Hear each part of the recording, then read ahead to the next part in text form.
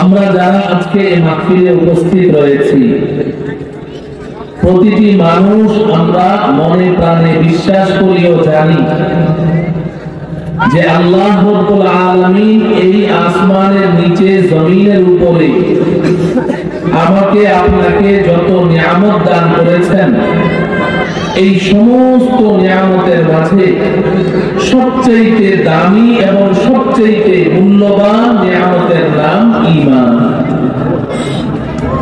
ঈমানের চেয়ে দামি, ঈমানের চেয়ে মূল্যবান কোন নিয়ামত আল্লাহ রাব্বুল আলামিন এই দুনিয়ার বুকে কাউকেই দান করেন। ঈমান আছে তো সব আছে, ঈমান নেই তো কিছুই নেই। এই কারণে এই উপমহাদেশের শ্রেষ্ঠ বলিয়ে কামেল হযরত মাওলানা শামসুল হক ফরিদপুরি রাহমাতুল্লাহি আলাইহি তিনি একটি কথা বলতেন যে তুমি যদি পৃথিবীর শ্রেষ্ঠ ধনী হয়ে যাও, পৃথিবীর সুপার পাওয়ারের মালিক হয়ে যাও, কিন্তু তুমি ঈমানের মালিক হতে পারো না, তাহলে জেনে রেখো পৃথিবীর শ্রেষ্ঠ সম্পদশালী হওয়া সত্ত্বেও যেহেতু তুমি একজন ঈমান হারা, অতএব নিশ্চিত করে বলা যায় তুমি একজন সর্বহারা। যে ঈমান হারা সে সর্বহারা, তার কিছুই নেই। কারণ আমার আপনার জীবনের সমস্ত ভালো কাজ, ছোট হোক বড় হোক, প্রকাশ্য হোক অপ্রকাশ্য হোক, সমস্ত ভালো কাজ, এগুলোর এক পয়সাও কোনো মূল্য থাকবে না যদি আমার আপনার মধ্যে ঈমান না থাকে। ঈমান আছে তো আমার হাসিরও মূল্য আছে, আমার কান্নারও মূল্য আছে। ঈমান আছে তো আমার কথারও মূল্য আছে, আমি টয়লেটে যাই সেটারও মূল্য আছে, আমি ঘুমাতে যাই সেটারও মূল্য আছে, আমি আমার বিবির কাছে যাই সেটারও মূল্য আছে। ঈমানের উদাহরণ একটি এক সংখ্যা দিয়ে দেয়া যায়। আপনি ব্ল্যাকবোর্ডে একটি এক লিখেন, একের মূল্য এক, এর চেয়ে বেশি কিছু নয়। কিন্তু একের ডানে যদি একটা শূন্য দেয়া যায় কত হয়? 10। আরেকটা দিলে 100, আরেকটা দিলে 1000, আরেকটা দিলে 10,000, আরেকটা দিলে 1 লক্ষ, আরেকটা দিলে 10 লক্ষ, আরেকটা দিলে 1 কোটি। এক একটা শূন্যের কত মূল্য দেখেন, শূন্যের কত মূল্য। শূন্য 100কে 1000 বানিয়ে দিচ্ছে, 1000কে লাখ বানিয়ে দিচ্ছে, লাখকে কোটি বানিয়ে দিচ্ছে। শূন্যের কত পাওয়া। এখন যদি আমার মতো বোকা শোকা কোন একজন তালিবুল ইলম ও চিন্তা করে ব্ল্যাকবোর্ডে ধরে ধরে সারিবদ্ধভাবে সাজানো শূন্যগুলো দেখতে কত সুন্দর লাগছে, কিন্তু শুরুতে যে একটা এক, এটা এগুলোর সাথে মানাচ্ছে না, বেমানান লাগছে। সে ডাস্টার দিয়ে কিংবা মুছুরি দিয়ে শুরুতে একটাকে মুছে দিল, বাকি 7টা শূন্য সারিবদ্ধভাবে সব ঠিকঠাক আছে। এবার বলুন তো দেখি 1 কোটির মধ্যে কত বাকি রইল? কিছুই বাকি রইল না। জিরো কি? জিরো মানে জিরো, কিছুই নাই। 1 কোটি ছিল, শূন্যের পাওয়ার কত? এতক্ষণ মনে হলো যেন শূন্যের কি পাওয়ার, কিন্তু যখনই একটা মুছে ফেললেন এখন দেখেন শূন্য একেবারেই পাওয়ারলেস, কিছুই নাই। আপনারা বলছেন কিছুই নাই, অথচ সবগুলো শূন্যই তো আছে। ঠিক আমার আপনার ঈমানটাকে আপনি এভাবে বুঝেন। আমার আপনার মধ্যে যদি ঈমান আছে তো আমরা যাই করবো সেটারই পাওয়ার আছে, সেটারই পাওয়ার আছে। রাসূলুল্লাহ সাল্লাল্লাহু আলাইহি ওয়াসাল্লাম ঈমানের উদাহরণ দিতে গিয়ে, ঈমানের পাওয়ার বুঝাতে গিয়ে চমৎকার চমৎকার দৃষ্টান্ত পেশ করেছেন। নবীজি সাল্লাল্লাহু আলাইহি ওয়াসাল্লাম ইরশাদ করেন, ওয়া আন তালকা আখাকা বিওয়াজহিন তালিকিন সাদাকাতুন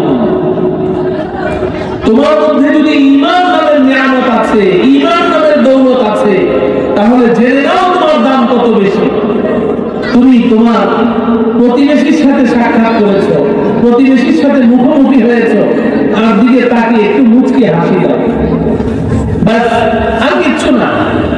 তার দিকে তাকিয়ে একটু হাসি মুখে তার দিকে তাকাও। নবীজি বলেন, যেহেতু তোমার মধ্যে ঈমান নামের পাওয়ার আছে, ঈমান নামের দৌলত আছে, এই হাসিটি দেওয়া মাত্রই তোমার আমল নামায় একটি কবুল সাদকার সওয়াব লিখে দেওয়া হবে।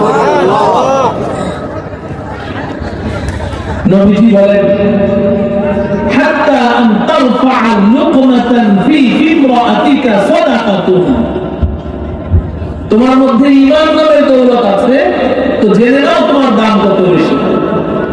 তুমি খানা খেতে বসেছো, দস্তরখান বিছিয়ে, তোমার প্রিয়তমা স্ত্রী দস্তরখানের অপর প্রান্তে বসে খাবার পরিবেশন করছে, আর তুমি বসে বসে খাও।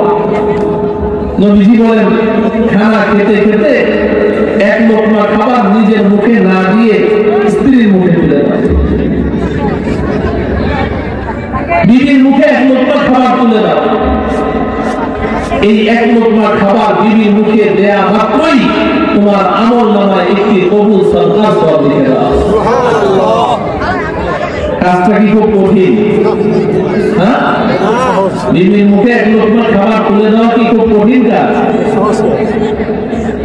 সবাই বলছেন সহজ কাজ, করছেন কয়জনে? করছেন কয়জনে? কাজ তো সহজ, সহজ কাজটা আমরা করছি না। না করতে করতে অনভ্যাসে অনভ্যাসে এখন এই সহজ কাজটা আমাদের কাছে অনেক কঠিন হয়ে গেছে, অনেক কঠিন। কাউকে যদি বলা হয় এই কাজ করার জন্য, সে বিপদে পড়ে যাবে, যে হুজুর কোনোদিন তো করি নাই, কেমনে করবো? নবীজি সাল্লাল্লাহু আলাইহি ওয়াসাল্লাম ইরশাদ করেন, হাত্তা আন তারফা লুকমাতান ফি ইমরাআতিকা সাদাকাতুন। বিবির মুখে এক লোকমা খাবার তুলে দিয়েছো, তোমার মধ্যে ঈমান নামের দৌলত আছে বলেই এই এক লোকমা খাবার তুলে দেওয়া মাত্রই তোমার আমল নামায় আল্লাহ রাব্বুল আলামিন একটি কবুল সাদকার সওয়াব লিখে দিবেন। সুবহানাল্লাহ। ঈমানের এত দাম, ঈমানের এত দাম, সামাজিক ভাবে তোমার কোনো মূল্য না থাকতে পারে। তোমাকে তো কেউ সালাম দেয়ই না, তুমি সালাম দিলে উত্তর দেয় না, সামাজিক কোনো মর্যাদা নেই, কিন্তু তোমার মধ্যে ঈমান আছে, আল্লাহর কাছে তোমার মূল্য অনেক বেশি। নবীজি সাল্লাল্লাহু আলাইহি ওয়াসাল্লাম মিরাজের সফর থেকে আসলেন, আপনারা জানেন মিরাজের সফর থেকে এসে নবীজি কাকে ডাকলেন? এমন একজন ব্যক্তি যার সামাজিক কোনো মর্যাদা নেই, দেখতে একেবারেই অসুন্দর, যত অসুন্দর হতে পারে, হাবশী গোলাম, ক্রীতদাস গোলাম, চেহারা কালো, ঠোঁট মোটা, নিচের দিকে এভাবে ঝুলে আছে, নাক মোচা, শরীর থেকে দুর্গন্ধ ঘামে, এমন একজন ক্রীতদাস গোলামকে ডাকলেন হযরতে বেলাল হাবশী রাদিয়াল্লাহু তাআলা। বেলাল, শোনো, মেরাজ থেকে আসার সময় জান্নাত জাহান্নাম পরিভ্রমণে আল্লাহ পাক আমাকে নিয়ে গেছেন। জাহান্নাম দেখে এসেছি, জান্নাত দেখে এসেছি। জান্নাতে যখন ঢুকলাম তখন আমার আগে আগে তোমার পায়ের পদধ্বনি আমি শুনতে পেয়েছি। সুবহানাল্লাহ। কিসের মূল্য? ঈমানের মূল্য। বলেন কিসের মূল্য? ঈমানের মূল্য। আমার প্রিয় সাথী বন্ধুগণ, এই ঈমান নামের এই দৌলতটুকু আমাকে ধরে রাখতে হবে। আল্লাহ রাব্বুল আলামিন দয়া করে মায়া করে আমাকে আপনাকে সেই ঈমান নামের দৌলত দান করেছেন। আমরা এটার জন্য আল্লাহর কাছে কোনো আবেদন নিবেদন করিনি, এটার জন্য আলাদা কোনো মেহনত পরিশ্রম করিনি। আল্লাহ পাক দয়া করে ওই ঈমানের দৌলত আমাকে আপনাকে দান করেছেন। এজন্য মহান রব্বুল আলামিনের দরবারে শুকরিয়া আদায় করি, বলে আলহামদুলিল্লাহ। এখন প্রশ্ন হলো, ঈমান তো আমার আছে, আমি তো জানি আমার ঈমান আছে, শুকরিয়া আদায় করলাম, আল্লাহ আমাকে ঈমান দিয়েছেন, কিন্তু প্রশ্ন হলো ঈমানটা কি? ঈমান কি জিনিস? আদৌ আমার মধ্যে ঈমান আছে না নাই? বাস এই জিনিসটাই এখন যাচাই করার প্রশ্ন। কারণ বর্তমান সমাজে আমরা ঈমানের ব্যাপারে অনেকেই ধোঁকায় পড়ে আছি, ঈমানের ব্যাপারে অনেকেই ধোঁকায় পড়ে আছে। বরং অধিকাংশ মুসলমান যারা নিজেদেরকে ইমানদার মুসলমান মনে করে অধিকাংশই ইমানের ব্যাপারে ধোঁকায় পড়ে আছে। শয়তান আমাদেরকে একটা ধোঁকায় রেখেছে যে যাই করিস না কেন, আকার দোকান যাই করিস, নামাজ রোজা নাই করিস, ইমানটা তো ঠিক আছে, ইমান তো ঠিক আছে, ইমান থাকলে তো একদিন জান্নাতে যাওয়াই যাবে। আমি আমার নিজের জীবনের একটা ঘটনা প্রায় বলে থাকি। এক নওজোয়ান যুবক জুমার নামাজের পরে এসে মুসাফা করে খুব আবেগের সাথে বলছে, হুজুর আপনাকে খুব মহব্বত করি। আমি বললাম, মাশাআল্লাহ, ভালো কথা, আল্লাহ তোমার মহব্বতকে কবুল করেন। হাত ছাড়ে না, হাত ধরে রেখেছে। আরো মুসল্লিরা সামনে বসা, ও হাত ধরে রেখেছে। আমি বললাম যে তুমি এত মহব্বত করো, তো তুমি কোথায় থাকো? তোমাকে তো কোনোদিন দেখলাম না। বলে যে আমি তো আপনার পাশের বিল্ডিং এ থাকি, মসজিদে কোনোদিন দেখলাম না। আমি তো নামাজ পড়ি, আমি তো নামাজ পড়ি না। তো জুমার নামাজের পরে একটু দেখা সাক্ষাৎ করতে পারো, মহব্বতটা তাজা থাকে, সালাম মুসাফা করলে। বলে যে হুজুর আসলে সত্য কথা বলতে কি জুমার নামাজটাও তো ঠিক মতো পড়া হয় না। আমি একটু রাগ করে বললাম যে তুমি নামাজও পড়ো না, জুমাও পড়ো না, আবার এখানে হাত ছাড়ছ না, তুমি মহব্বত করো, যাও, তোমার এই মহব্বতের প্রয়োজন নেই, যাও। ধমকেশ করে বললাম। ও তখন খুব আবেগ ভরা কণ্ঠে আমার চোখের দিকে তাকিয়ে বলছে, হুজুর নামাজ পড়ি না দেখে আপনি ঘৃণা করতেছেন হুজুর, বিশ্বাস করেন হুজুর, ইমানটা বড় মজবুত, ইমানটা বড় মজবুত। এই যে নামাজ পড়ে না, নিজে স্বীকার করলো, জুমার নামাজও ঠিক মতো পড়ে না, আবার দাবি করছে ইমানটা বড় মজবুত। এরকম ইমান মজবুত ওয়ালা ইমানদার মুসলমান আমাদের সমাজে আছে না নাই? কম না বেশি? অধিকাংশ, অধিকাংশই দাবি করছে ইমানদার, আমার ইমান আছে। কোন মজলিসের মধ্যে যদি বলি কারা ইমানদার, সবাই হাত উঠাবে, আমিও হাত উঠাবো, আপনিও হাত উঠাবেন। আমার প্রিয় যুবক ভাইয়েরা, বিশেষ করে আপনাদেরকে বলছি, আসলে ইমান কি জিনিস? এই যে যুবকটা দাবি করলো যে তার ইমান বড় মজবুত, আসলে ইমান কি জিনিস এটা আমাদের জানার দরকার আছে না নাই? এটা আজকে আমাদের জানা দরকার, এবং পরীক্ষা করে দেখা দরকার যে আমার মধ্যে আসলে ইমান আছে কিনা। যদি ইমান থাকে আলহামদুলিল্লাহ, আর যদি ইমান না থাকে তাহলে আমাকে ইমান নবায়ন করতে হবে। কারণ এই কথা তো অনস্বীকার্য যে ইমান ছাড়া তো কোনো উপায় নেই, ইমান ছাড়া তো পাওয়া যাবে, ইমান তো লাগবে। মুহতারাম হাজিরিন, এই যুবক ছেলেটা নিজেকে ইমানদার দাবি করেছে বলে আপনারা অনেকে হাসি দিলেন, নামাজ পড়ে না আবার নিজেকে বলে ইমান মজবুত। কিন্তু এর চেয়েও অবাক করা কাণ্ড হলো, আপনারা জানেন কিনা আমি জানি না, এই অন্যান্য বিধর্মী হিন্দু, বৌদ্ধ, খ্রিস্টান, ইহুদি, অন্যান্য ধর্মাবলম্বী, তাদের সাথে যদি আপনার কখনো কোনো আলোচনা হয়, কথাবার্তা হয়, আপনি তাকে জিজ্ঞাসা করে দেখবেন, যদি একটু সচেতন হয় সে বলবে আমি ইমানদার। একজন হিন্দু নিজেকে ইমানদার দাবি করে, একজন ইহুদি নিজেকে ইমানদার দাবি করে, একজন খ্রিস্টান নিজেকে ইমানদার দাবি করে, আমিও নিজেকে ইমানদার দাবি করছি, আপনিও নিজেকে ইমানদার দাবি করছেন। প্রশ্ন হলো কে ইমানদার আর কে বেঈমান? বুঝার দরকার আছে না? আমি হেসখানায় পড়ি, রংপুর, ওখানে মাদ্রাসা থেকে কিছু দূরে, 1.5-2 কিলোমিটার দূরে ওখানে একটা কলেজ আছে, polytechnical college, Rangpur polytechnical college. ওখানে শুক্রবার দিন সকালে আমরা উস্তাদজির কাছে ছুটি নিয়ে পুকুরে গোসল করতে যেতাম। বড় একটা পা বাঁধানো সিঁড়ি করা সুন্দর পুকুর ছিল। এখন কি অবস্থা জানি, গোসল করতে যেতাম। আমি অনেক ছোট, 9-10 বছর এরকম। ছাত্ররা গোসল করছে, আমি পাড়ে বসে আছি, সাঁতার জানি না, পাড়ে বসে আছি। তখন আমার আব্বা আম্মা ঢাকা, আমি একাই রংপুরে। আমার যতদূর মনে পড়ে একটা বুড়ি এখনো চোখে ভাসে, আমাকে ইশারা করলো, বাবা দিকে আসো। বাড়ি কোথায়? বললাম যে ঢাকা। এখানে কোথায় থাকো? মাদ্রাসায় পড়ি। এখানে কে আছে? আমার এখানে কেউ নেই। তো বুড়ি তার কাপড়ের কোনা থেকে একটা ফুলে গিরা দেওয়া ছিল, ফুলে আমাকে একটা টাকা দিল, এটা নাও।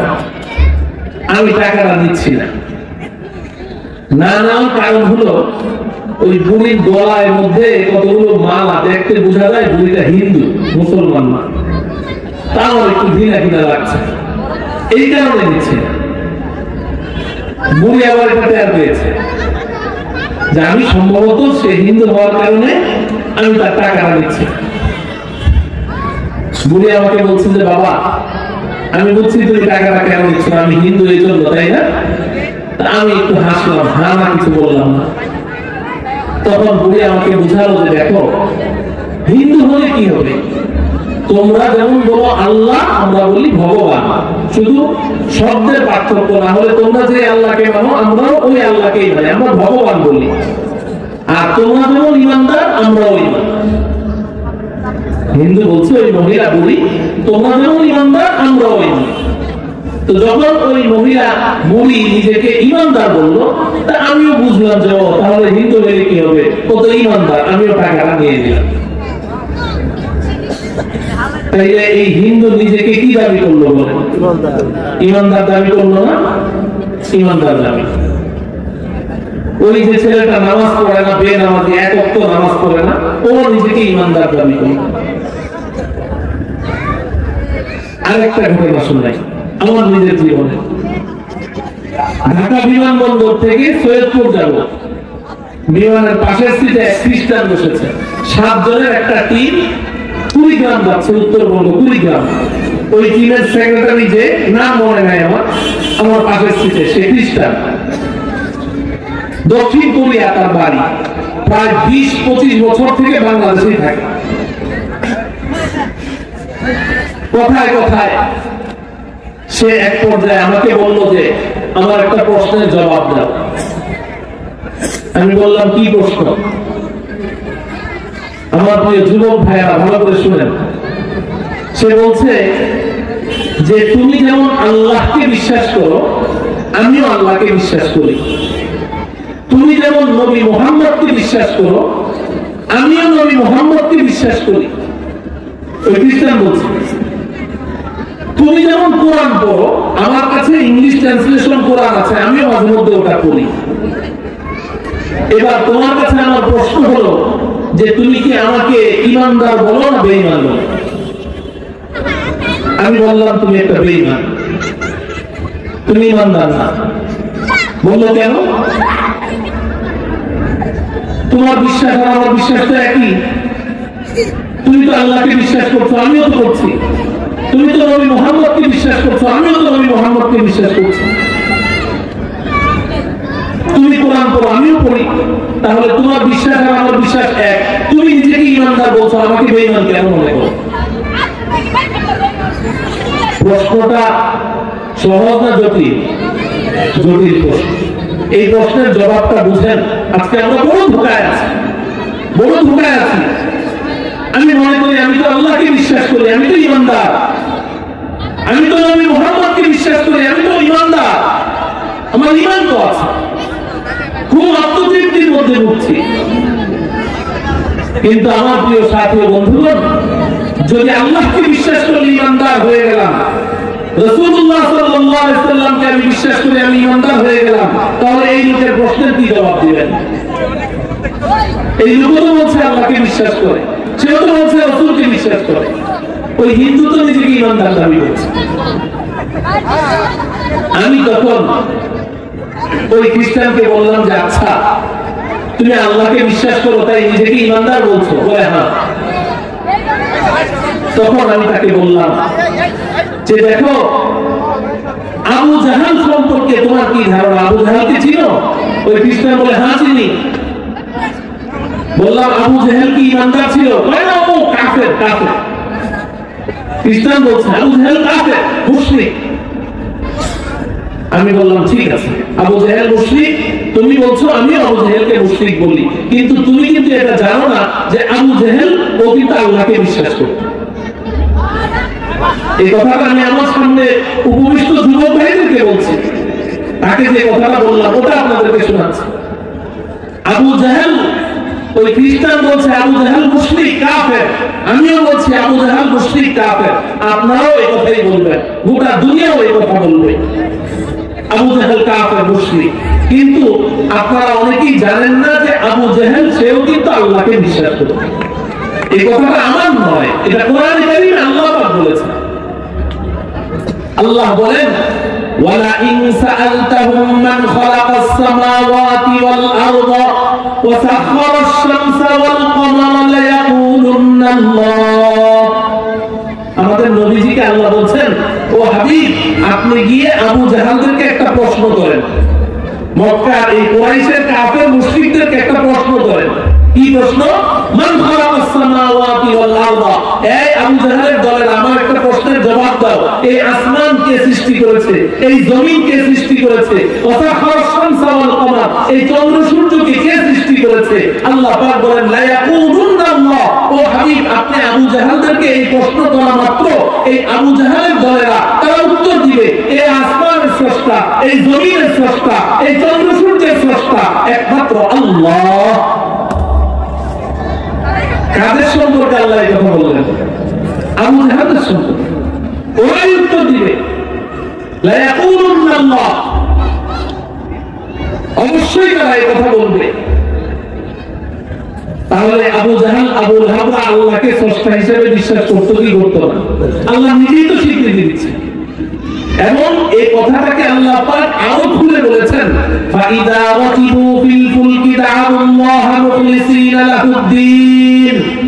আল্লাহ বলেন এই আবু জাহাল আবু লাহাবের দলেরা, মক্কার কাফের মুশরিকরা যখন পানি পথে ভ্রমণ করে, নৌকায় ভ্রমণ করে, এই কাফের মুশরিকরা হঠাৎ করে তুফান শুরু হলো, ঢেউ চলছে, নৌকা ডুবে ডুবে অবস্থা।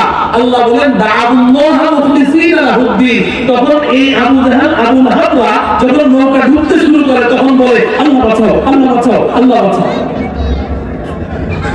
তাইলে ওরা আল্লাহকে বিশ্বাস করতো কি করতো না? এখনো কি সন্দেহ আছে? যদি আল্লাহকে বিশ্বাস নাই করতো তাহলে মরণ সামনে আসলে আল্লাহ বাঁচাও বলে কেন? আমি ওই খ্রিস্টানকে বললাম যে আল্লাহকে বিশ্বাস করলে যদি ইমানদার হওয়া যায় তোমার দাবি মতে, তাহলে আবু জাহালকে কাফের কেন বলছো? আমার প্রিয় যুবক ভাইরা, আমি আপনাদেরকে লক্ষ্য করছি, আবু জাহালকে কেন কাফের বলবেন? ও তো আল্লাহকে বিশ্বাস করতো। আল্লাহ নিজেই বলছেন দাআল্লাহ মুখলিসিনা লাহুদ্দিন, বড় একনিষ্ঠতার সাথে ইখলাসের সাথে আল্লাহকে ডাকে। তখন ওই খ্রিস্টান চট করে আমাকে উত্তর দিল কি? সে বলছে আবু জাহেল আল্লাহকে বিশ্বাস করতো, নবী মুহাম্মদকে বিশ্বাস করতো না। আমি তো নবী মুহাম্মদকেও বিশ্বাস করি, আমি তো নবী মুহাম্মদকেও বিশ্বাস করি। তা আমি বললাম যে আচ্ছা নবী মুহাম্মদকে বিশ্বাস করো তাই তুমি নিজেকে ইমানদার দাবি করছো? বলে হ্যাঁ। আমি তাকে তখন প্রশ্ন করলাম যে আচ্ছা বলো তুমি কি আবু তালেবকে চিনো? তো সে উত্তর দিচ্ছে যে হ্যাঁ আবু তালেব নবীর আঙ্কেল। সে বলছে নবীর আঙ্কেল। আমি বললাম যে হ্যাঁ তুমি চিনতে পেরেছো। আমি জিজ্ঞাসা করলাম আবু তালেব কি ইমানদার না বেঈমান? সে কি ইমানদার না কাফের? বলছে না ও কাফের, ও মুশরিক। আবু তালেব কাফের মুশরিক। আমি বললাম তুমি সঠিক বলেছো, আবু তালেব ও কাফের মুশরিক, কিন্তু তুমি মনে হয় এটা জানো না যে আবু তালেব যেমনি ভাবে আল্লাহকে বিশ্বাস করতেন তেমনি ভাবে নবী মুহাম্মদকেও বিশ্বাস করতেন। প্রথমে সে অস্বীকার করলো। আমি বললাম যে আমি পড়াশোনা করে বলছি আবু তালেব আল্লাহকেও বিশ্বাস করতো, ভাতিজা মুহাম্মদকে আল্লাহ রাসূল হিসেবেও বিশ্বাস করতো। এমনকি আমি তো এতটুকু পর্যন্ত দাবি করতে পারি যে আমি আমার রাসূলকে যতটুকু বিশ্বাস করি আবু তালেব তার ভাতিজা মুহাম্মদকে আমার চেয়ে আরো বেশি বিশ্বাস করত। তার বিশ্বাস আরো মজবুত ছিল। কথাটা আপনাদের অনেকের কাছে নতুন মনে হবে, কিন্তু আবু তালেব নবীজিকে বিশ্বাস করত, রাসূল হিসেবে বিশ্বাস করত। এই কথা আবু তালেব নিজেই স্বীকৃতি দিয়েছে। নবীজি সাল্লাল্লাহু আলাইহি ওয়াসাল্লামের প্রশংসায় আবু তালেব তার জীবনে 22টি কবিতা রচনা করেছে, একটি দুটি নয়। আবু তালেব বড় একজন সাহিত্যিক ছিল, শায়ের ছিল, কবি ছিল। নবীজির প্রশংসায় 22টি কবিতা সে রচনা করেছে। তার মধ্যে আমি একটি কবিতা ছোট্ট 3টা লাইন আপনাদেরকে শোনাই। আবু তালেব নবীজিকে লক্ষ্য করে বলছেন, ওয়ালাকাদ দাউতানি ওয়া যাআমতু আন্নাকা সাদিকুন ওয়া সাদাকতা ফীহি ওয়া কুনতা তাম্মা আমিনা ওয়া আরাফতু দীনাকা লা মাহালাতা আন্নাহু মিন খায়রি আদিয়ানিল বারিয়াতি দীনা ولولا الملامة أو حذار مسبة لوجدتني سمحا بذاك مبينا। আবু তালেব নবীজিকে লক্ষ্য করে বলছেন, ও ভাতিজা মুহাম্মদ, ওয়ালাকাদ দাউতানি ওয়া যাআমতু আন্নাকা সাদিকুন, ও ভাতিজা মুহাম্মদ, তুমি তোমার দিকে আমাকে আহ্বান করেছো, তোমার রবের দিকে আমাকে ডেকেছো, তোমার নবুয়ত ও রিসালাতের দিকে আমাকে ডেকেছো, তোমার দ্বীন ধর্ম ইসলামের দিকে আমাকে ডেকেছো। ওয়া যাআমতু আন্নাকা সাদিকুন, আমার দৃঢ় বিশ্বাস তুমি সত্যবাদী। ওয়া সাদাকতা ফীহি ওয়া কুনতা তাম্মা আমিনা, অতএব তুমি তোমার রবের ব্যাপারে যা বলছো, তোমার নবুয়তের ব্যাপারে যা বলছো, তোমার ধর্ম ইসলামের ব্যাপারে যা বলছো, এখানেও তুমি সত্য কথাই বলেছো, তুমি একটাও মিথ্যা কথা বলো না। সাদাকতা ফীহি ওয়া কুনতা তাম্মা আমিনা, তুমি মিথ্যা বলোনি, তোমার রব সত্য, তুমি নবী সত্য, তোমার দ্বীন সত্য, সবই সত্য। এটা হলো প্রথম লাইন। দ্বিতীয় লাইনে আবু তালেব বলেন, ওয়া আরাফতু দীনাকা লা মাহালাতা আন্নাহু মিন খায়রি আদিয়ানিল বারিয়াতি দীনা। ও আবু তালেব, ও ভাতিজা মুহাম্মদ, আমি তোমার ধর্ম সম্পর্কে আমার এতটাই বিশ্বাস হয়ে গেছে যে তোমার ধর্ম এই পৃথিবীর মধ্যে যত ধর্ম আছে সমস্ত ধর্মের মধ্যে সর্বশ্রেষ্ঠ ধর্ম তোমার ধর্ম। আবু তালেব বলছে, মিন খায়রি আদিয়ানিল বারিয়াতি দীনা, সবচেয়ে দামি এবং সবচেয়ে শ্রেষ্ঠ ধর্ম তোমার ধর্ম। তাইলে আবু তালেব আল্লাহকে বিশ্বাস করলো কি করলো না? নবী মুহাম্মদকে বিশ্বাস করলো কি করলো না? ধর্ম ইসলাম যে শ্রেষ্ঠ ধর্ম এটাকে স্বীকার করলো কি করলো না? তো এরপরেও তো আপনারা বলেন বেঈমান, কাফের। আমি তাকে আরেকটা কথাও বলেছি, আপনাদেরকে বোঝার জন্য বলছি। মদিনার ইহুদিরা, আমি জিজ্ঞাসা করলাম, ইহুদিদের সম্পর্কে তোমার ধারণা কি? অথচ নবীজি মক্কা থেকে মদিনায় যখন হিজরত করে গেলেন, যাওয়ার পরে এই মদিনার ইহুদিরা নবীজিকে দেখে এমন ভাবে বিশ্বাস করলো এটাই শেষ নবী। আল্লাহ কোরআনে কারিমে বলছেন, আল্লাযীনা আতাইনাহুমুল কিতাব ইয়ারিফুনাহু কামা ইয়ারিফুনা আবনাআহুম। এই আহলে কিতাব ইহুদিরা যারা তাওরাত পড়েছে, আসমানি কিতাব, আমার নবী হিজরত করে যখন মদিনায় গিয়েছে তখন এই ইহুদিগুলো আমার নবীকে দেখে এমন ভাবে চিনলো, এমন ভাবে জানলো, এমন ভাবে বিশ্বাস করলো এটাই শেষ নবী, যেমনি ভাবে তারা প্রত্যেকেই নিজ নিজ সন্তানদেরকে বিশ্বাস করে। নিজের সন্তানকে যেভাবে দেখলে সন্দেহ লাগে না, এটা কি আমার সন্তান নাকি পাশের বাড়ির আব্দুল করিমের সন্তান, এরকম সন্দেহ লাগে নাকি? লাগে। আল্লাহ বলছেন, ইয়ারিফুনাহু কামা ইয়ারিফুনা আবনাআহুম, তারা প্রত্যেকেই নিজের সন্তানকে যেভাবে চিনে আমার শেষ নবী মুহাম্মদকে দেখা মাত্র এভাবেই চিনে ফেলেছে, এভাবেই বিশ্বাস করেছে এটাই শেষ নবী। তো এরপরেও তো ইহুদিদেরকে আপনারা মুসলমান বলেন না। এই আয়াতটা যখন অবতীর্ণ হলো, হযরতে ওমর রাদিয়াল্লাহু তাআলা আনহু অবাক হয়ে গেলেন, বলে কি আল্লাহ এটা কি বলছেন? ইহুদিরা সবাই আমার নবীকে এইভাবে বিশ্বাস করে, এইভাবে চিনে। হযরতে ওমর দৌড়ে গেলেন ইহুদিদের সবচেয়ে বড় আলেমের কাছে, হযরতে আব্দুল্লাহ ইবনে সালাম রাদিয়াল্লাহু তাআলা আনহু। ভাই আব্দুল্লাহ, তোমাদের ইহুদিদের সম্পর্কে আল্লাহ পাক একটা আয়াত নাযিল করেছেন, আমি এটার আরো কথা কিছুই বুঝতে পারছি না। হযরত আব্দুল্লাহ ইবনে সালাম বললেন, ভাই ওমর কোন আয়াতের কথা বলছো? হযরত ওমর বলেন, এই যে আল্লাহ বললেন যে তোমরা ইহুদিরা আমাদের নবীজিকে এমন ভাবে চিনো যেমন ভাবে নিজের সন্তানদেরকে চিনো, এমন ভাবে বিশ্বাস করো যেমন নিজের সন্তানকে বিশ্বাস করো। এই কথাটা আমার বুঝে আসে না। হযরত আব্দুল্লাহ ইবনে সালাম বলেন, ভাই ওমর, আল্লাহ তো এখানে কম করেই বলেছেন, পুরাটা বলেননি, পুরাটা খুলে বলেননি। হযরত ওমর বললেন, কেমন, আমাকে একটু বুঝিয়ে বলো। হযরত আব্দুল্লাহ ইবনে সালাম বললেন, ভাই ওমর, আল্লাহ তো বলেছেন সমান সমান, অর্থাৎ নিজের সন্তানকে যতটুকু চিনি নবী মুহাম্মদকে ততটুকুই চিনি, সমান সমান চিনি আমরা। নিজের সন্তানের প্রতি যতটুকু বিশ্বাস নবী মুহাম্মদের প্রতি অতটুকু বিশ্বাস আমাদের সমান সমান আল্লাহ বলেছেন, কামা ইয়ারিফুনা আবনাআহুম। কিন্তু আসলে কম বেশি আছে, অনেক কম বেশি, আসমান জমিনের কম বেশি। বলে কেমন?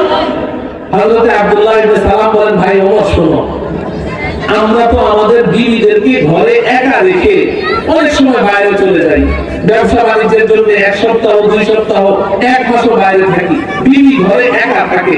বিবি যখন ঘরে একা, ওই সময় যদি আমার বিবি আমার সাথে নিয়ম খারাপি করে, সে যদি তার নিজের চরিত্রকে সংরক্ষণ না করে থাকে,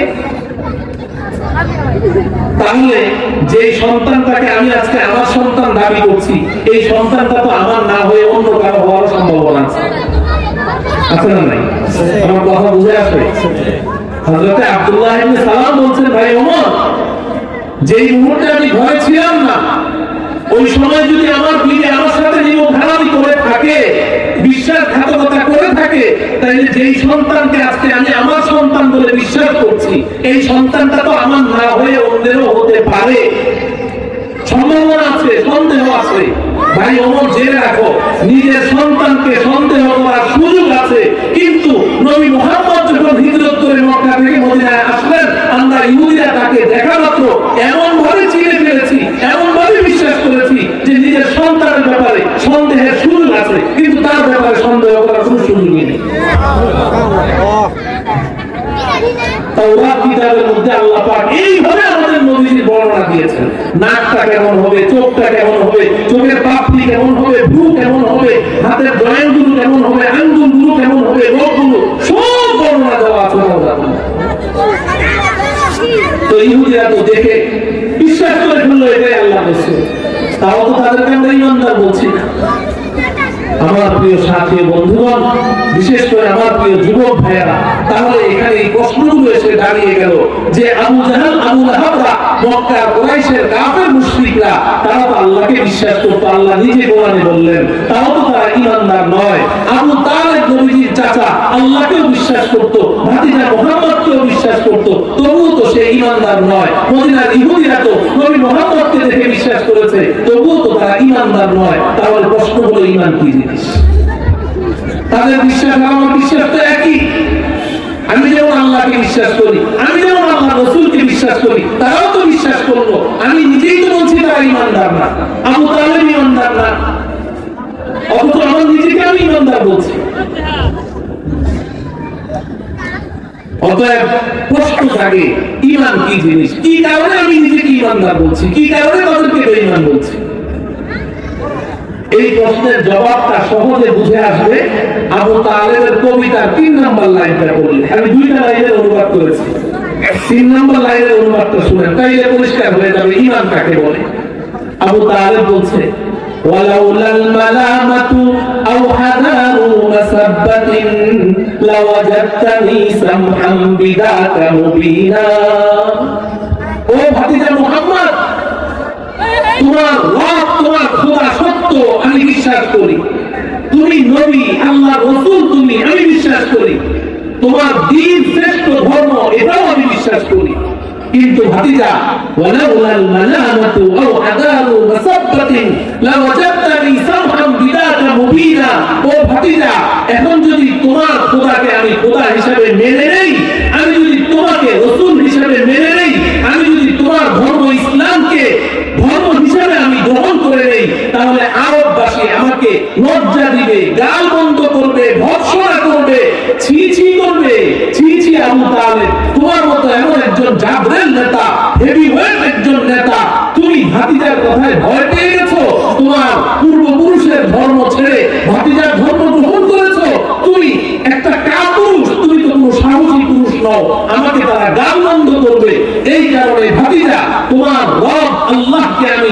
করা সত্ত্বেও, তোমাকে নবী হিসেবে বিশ্বাস করা সত্ত্বেও, তোমার ধর্ম ইসলাম শ্রেষ্ঠ ধর্ম বিশ্বাস করা সত্ত্বেও আমি মেনে নিতে পারলাম না। কি করতে পারলো না? মেনে নিতে পারলো না। তাহলে আবু তালেবের জানার অভাব ছিল না মানার অভাব ছিল? জানার অভাব ছিল, বিশ্বাসের অভাব ছিল, কিসের অভাব? মানার অভাব। মানার অভাব। আমার প্রিয় ভাই বন্ধুগণ, আমার এই দীর্ঘ আলোচনার সার কথা এটা। এই জন্য এখন প্রশ্ন হলো ঈমান কাকে বলে? এই উপমহাদেশের শ্রেষ্ঠ মুহাদ্দিস হযরত মাওলানা আনোয়ার শাহ কাশ্মীরি রাহমাতুল্লাহি আলাইহি তিনি ঈমানের ডেফিনিশন কি বলেছেন, ঈমানের সংজ্ঞা দিয়েছেন। ঈমানের সংজ্ঞা তো মুহাদ্দিসিনে কেরাম অনেক লম্বা চওড়া আলোচনা করেছেন, কিন্তু শাহ কাশ্মীরি রাহমাতুল্লাহি আলাইহি দুই শব্দে বলেছেন, ঈমান জাননে কা নাম नहीं है, मानने का नाम ईमान है। জানার নাম ঈমান নয়, মানার নাম ঈমান। জানার নাম ঈমান নয়, কিসের নাম ঈমান? মানার নাম। জানলে ঈমানদার হওয়া যায় না, মানলে ঈমানদার হওয়া যায়। আমি জানি আল্লাহ একজন, আমি জানি মুহাম্মদ সাল্লাল্লাহু আলাইহি সাল্লাম আল্লাহর পয়গম্বর, আমি জানি জান্নাত জাহান্নাম আছে, আমি জানি কিয়ামত সংঘটিত হবে, আমি এগুলো সব জানি, কিন্তু মানি না। জানলে ঈমানদার হওয়া যাবে না। যদি জানি তাহলে ওই আবু তালেব মার্কা ঈমানদার হওয়া যাবে, ইহুদি মার্কা ঈমানদার হওয়া যাবে, আবু জাহল মার্কা ঈমানদার হওয়া যাবে। ওদেরকে যেমন আপনি বেঈমান বলছেন, আপনি যদি জানেন মানেন না, তাহলে ওদের মতো হওয়া যাবে। যদি খাঁটি ঈমানদার হতে হয় তাহলে মানতে হবে। মানা ছাড়া ঈমানদার হওয়া যাবে।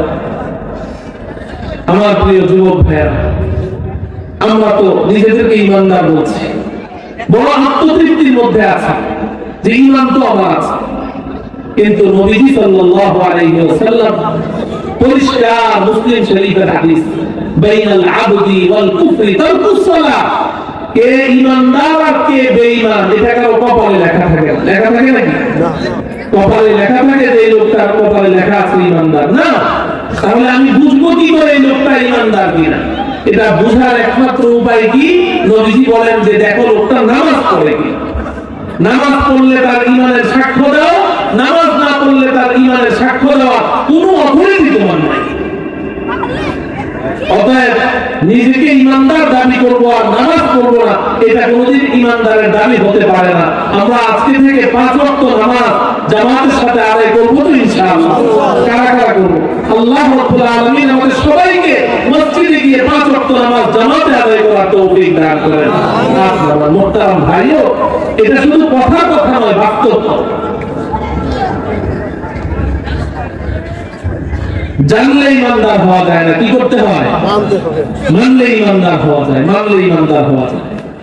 আমরা এই যে আমার পরে যিনি আসছেন হযরত মাওলানা মনজুরুল ইসলাম আফিন্দি দামাত বারাকাতুহু, হুজুর এখনই চলে আসবেন।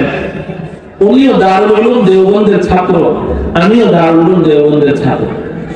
দারুল উলুম দেওবন্দ এই উপমহাদেশের শ্রেষ্ঠ ইসলামী বিদ্যাপীঠ। দারুল উলুম দেওবন্দে আমরা তিরমিজি শরীফ পড়েছি, হযরত মাওলানা মুফতি সাঈদ আহমদ পালনপুরি রাহমাতুল্লাহি আলাইহি উনি ক্লাসে আমাদেরকে শুনিয়েছেন। ব্রিটেনে গেছেন সফরে, তো ওখানকার সাথীরা তাকে একটি ইসলামী ইউনিভার্সিটি ভিজিট করার জন্য নিয়ে গেছে, সুন্দর একটা ইসলামী ইউনিভার্সিটি। হযরত বলেন যে আমি ভার্সিটিতে ঢুকে ওখানকার লাইব্রেরি দেখে এতটাই মুগ্ধ হয়ে গেছি। এত সুন্দর লাইব্রেরি, কিতাব কিতাব আর কিতাব, কোরআন, হাদিস, তাফসীর, ইতিহাস, তারিখ, বিভিন্ন ফিকহ, ইসলামী আইনের কিতাব, ভরা কিতাবে। এত সুন্দর একটা অমুসলিম কান্ট্রিতে এত সুন্দর কিতাবের লাইব্রেরি দেখে মুগ্ধ হলাম। এরপর যে ছেলেগুলো ওখানে পড়াশোনা করছে সবাই খুব মনোযোগ সহকারে কোরআন হাদিস নিয়ে গবেষণা করছে, দেখে আমার খুব ভালো লাগলো। যখন বের হয়েছি তো সাথীরা আমাকে জিজ্ঞাসা করলেন, হযরত কেসা লাগা, কেমন লাগলো ভার্সিটিটা? আমি বললাম যে মুझे बहुत अच्छा लगा। ताज्जुब की बात ये है कि इस तरह एक गैर मुस्लिम मुल्क में ऐसा एक जामिया इस्लामी यूनिवर्सिटी मुझे बहुत अच्छा लगा। একটা মুসলিম কান্ট্রিতে এত সুন্দর একটা ইসলামী ইউনিভার্সিটি, ছাত্ররা এত সুন্দর কোরআন হাদিস নিয়ে নিয়ে গবেষণা করছে, আমি তো বড় বিস্মিত হয়েছি। এটা বলার পরে সাথীরা বলছে, হযরত इससे भी बड़ी ताज्जुब की बात ये है कि यहाँ के तमाम असातिज़ा और यहाँ के तमाम तलबा सब यहूदी और क्रिश्चियन है। এখানকার সমস্ত উস্তাদ ছাত্র এগুলো সব ইহুদি খ্রিস্টান। ইসলামী ইউনিভার্সিটি কোরআন হাদিস নিয়ে গবেষণা করছে। আমি আপনাদের কাছে জানতে চাই, ওখানকার ওই ছেলেগুলো আমাদের চেয়ে কোরআন হাদিস কম জানে না বেশি জানে?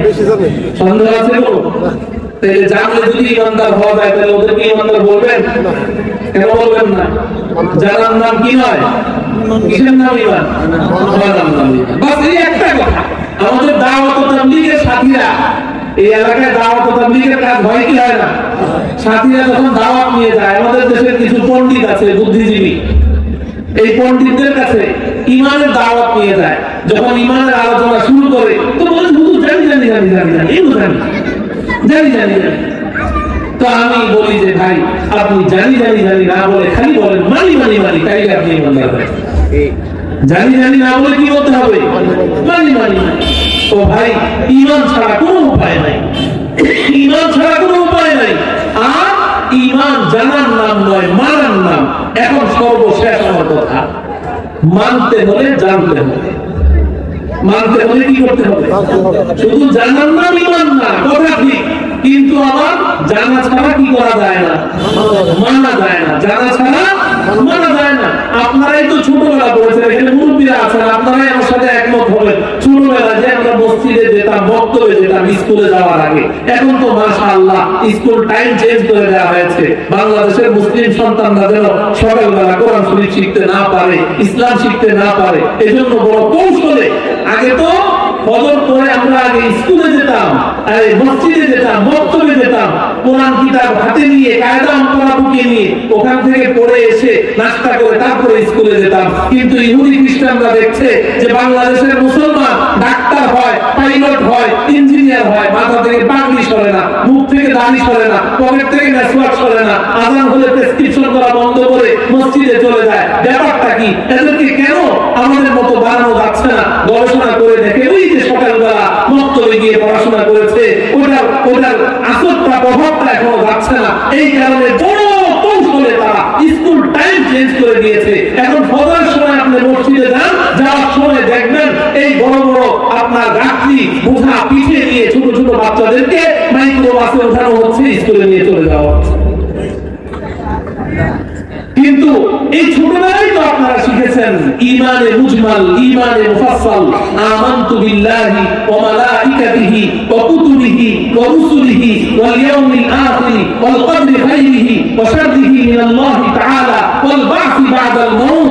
আমি ঈমান এনেছি আল্লাহর উপরে, আমানতু বিল্লাহি ওয়া মালাইকাতিহি, আল্লাহ পাকের সব ফেরেশতাদের উপরে ঈমান এনেছি, ওয়া কুতুবিহি, আল্লাহ নাযিলকৃত সমস্ত কিতাবের উপরে আমি ঈমান এনেছি, ওয়া রুসুলিহি, আল্লাহ পাকের প্রেরিত সমস্ত নবী রাসূলের উপরে ঈমান এনেছি, ওয়াল ইয়াউমিল আখির, পরকাল দিবসের উপরে ঈমান এনেছি, ওয়াল কদরি খাইরিহি ওয়া শাররিহি মিনাল্লাহি তাআলা। আমার ভাগ্যলিপি ভালো মন্দ যা আছে সব আল্লাহর পক্ষ থেকে লেখা, এটার উপরে ঈমান এনেছি। ওয়াল বা'সি বা'দাল মাউত, মৃত্যুর পরে আবার পুনরায় আল্লাহর সামনে দাঁড়াতে হবে, এটার উপরে ঈমান এনেছি।